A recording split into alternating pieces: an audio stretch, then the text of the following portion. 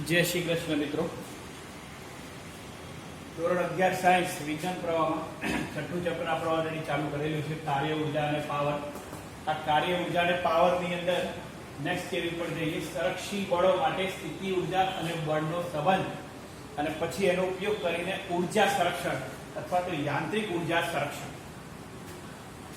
સંરક્ષી બળો માટે સ્થિતિ ઉર્જા અને બળનો સંબંધ જોઈએ તો કોઈ પણ પદાર્થ ઉપર જ્યારે F બળ માટે એનું સ્થાનાંતર ડેલ્ટા x હોય, સિમ્પલ આપણે આગળ પાંચમા ચેપ્ટરમાં જોઈ ગયા કે બળ F માટે સ્થાનાંતર ડેલ્ટા x હોય તો કાર્ય W બરાબર F ડેલ્ટા x, કાર્ય W બરાબર F ડેલ્ટા x. હવે કાર્ય ઉર્જા પ્રમેય W બરાબર ડેલ્ટા k હમણાં જોઈ ગયા, કાર્ય બરાબર ગતિ ઉર્જામાં થતો ફેરફાર આગળ પણ જોઈ ગયા બરાબર આગળના વિડિયોમાં. W બરાબર ડેલ્ટા k, તો W બરાબર F ડેલ્ટા x બળ ગુણ્યા સ્થાનાંતર કાર્ય બરાબર, અને કાર્ય બરાબર ગતિ ઉર્જામાં થતો ફેરફાર, તો ડેલ્ટા k બરાબર F ડેલ્ટા x ગતિ ઉર્જામાં થતો ફેરફાર બરાબર બળ ગુણ્યા સ્થાનાંતર બરાબર. હવે ડેલ્ટા k બરાબર F ડેલ્ટા x, તમારી પાસે સૂત્ર છે ડેલ્ટા k ડેલ્ટા v બરાબર 0, ગતિ ઉર્જા વત્તા સ્થિતિ ઉર્જા. ફરીથી મિત્રો, ગતિ ઉર્જા વત્તા સ્થિતિ ઉર્જાના ફેરફાર, ગતિ ઉર્જાનો ફેરફાર વત્તા સ્થિતિ ઉર્જાના ફેરફારનો સરવાળો 0 થાય. એટલે કે ડેલ્ટા k બરાબર F delta x as delta v બરાબર 0. તો F ડેલ્ટા x બરાબર ડેલ્ટા v પેલી બાજુ લઈ જાઓ માઈનસ ડેલ્ટા v, તો F બરાબર minus delta v by delta x. એનો મતલબ કે સ્થિતિ ઉર્જાનો અંતર સાપેક્ષે વિકલનનું ઋણ મૂલ્ય અથવા સ્થિતિ ઉર્જામાં અંતર સાપેક્ષે થતો ફેરફાર એ બળનું મૂલ્ય આપે છે. સ્થિતિ ઉર્જામાં અંતર સાપેક્ષે ફેરફારનું ઋણ મૂલ્ય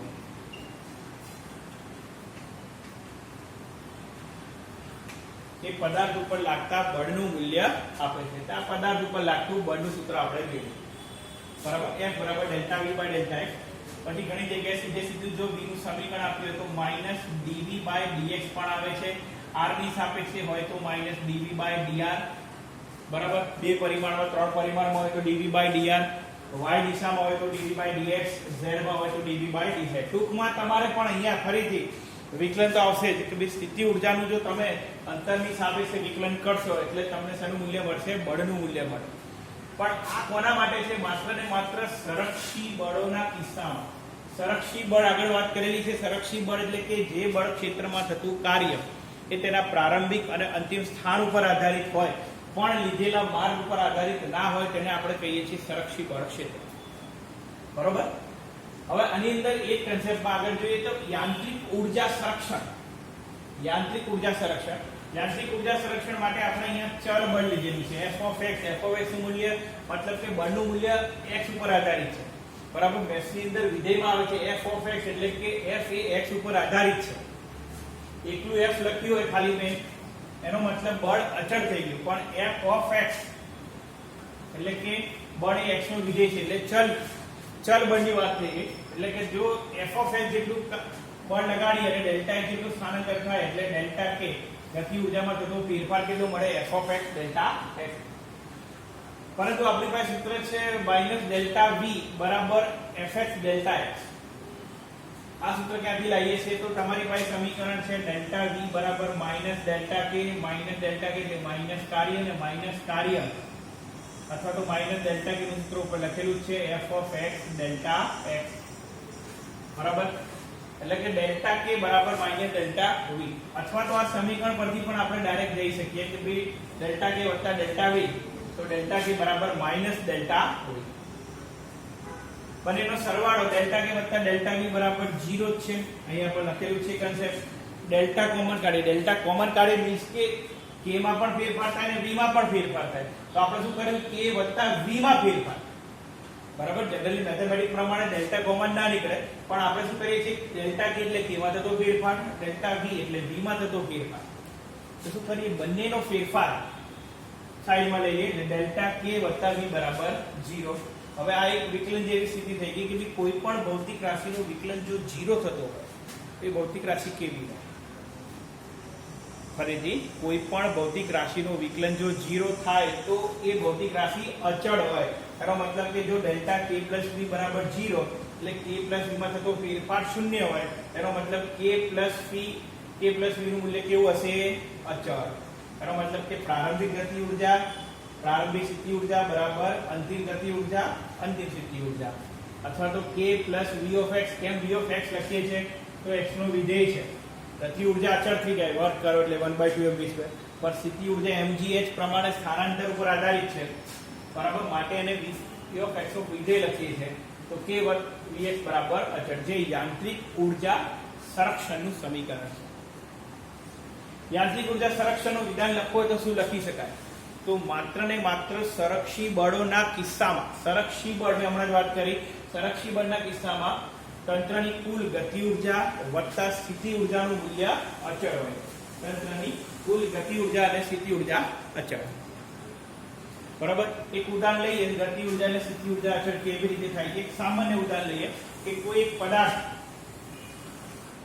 એને v વેગથી ઉર્ધ્વ દિશામાં ફેંકવામાં આવે. એટલે v વેગથી ફેંકીએ એટલે મહત્તમ વેગથી તમે એને ઉર્ધ્વ દિશામાં ઉછાળો એટલે એનો વેગ મહત્તમ હોય. વેગ મહત્તમ હોય તો ગતિ ઊર્જા k બરાબર 1/2 mv² પણ મહત્તમ હોય. હવે પદાર્થ જેમ જેમ ઉપર જાય તેમ તેમ એનો વેગ ઘટે. જો વેગ ઘટે તો ગતિ ઊર્જા k પણ ઘટે. ઘટતા ઘટતા આ પદાર્થ મહત્તમ ઊંચાઈએ આવી જાય છે. મહત્તમ ઊંચાઈએ તમને ખબર છે વેગ 0 થઈ જાય. મહત્તમ ઊંચાઈએ તંત્રનો વેગ 0. વેગ 0 એટલે ગતિ ઊર્જા k બરાબર પણ 0 થઈ જાય. ફરીથી વેગ 0 એટલે ગતિ ઊર્જા k બરાબર 0. તો હવે ક્વેશ્ચન આવે કે ગતિ ઊર્જા ઘટીને જાય છે ક્યાં? તો યાદ રાખજો, જો કોઈ ઘર્ષણ બળ અથવા હવાનું ઘર્ષણ બળ ના લેવામાં આવે તો આ ગતિ ઊર્જા ઘટે છે, સાથે સાથે એની ઊંચાઈ વધતી જાય છે, બરાબર.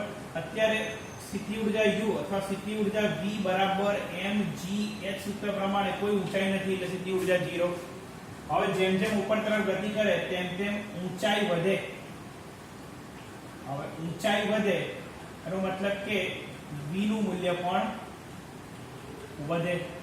એટલે કે એક ઘટે છે તો બીજું વધતું જાય છે. એ ઘટે v નું મૂલ્ય વધે. મહત્તમ ઊંચાઈ આવી જાય એટલે h બરાબર hmax. મહત્તમ ઊંચાઈ હોય એટલે v નું મૂલ્ય પણ કેવું મળે? મહત્તમ. v નું મૂલ્ય મહત્તમ. એટલે જે ગતિ ઊર્જા છે એનું રૂપાંતર શેમાં થતું જાય છે? સ્થિતિ ઊર્જામાં. ટૂંકમાં એકનું મૂલ્ય વધે છે તો બીજાનું મૂલ્ય ઘટે છે. v વત્તા k નું મૂલ્ય હંમેશા અચળ હોય. v વત્તા k નું મૂલ્ય કોઈ પણ સંજોગોમાં અચળ રહેશે. આવા ઘણા બધા દાખલાઓ ઉદાહરણો તમને આની અંદર મળશે. સારું, જય શ્રી કૃષ્ણ.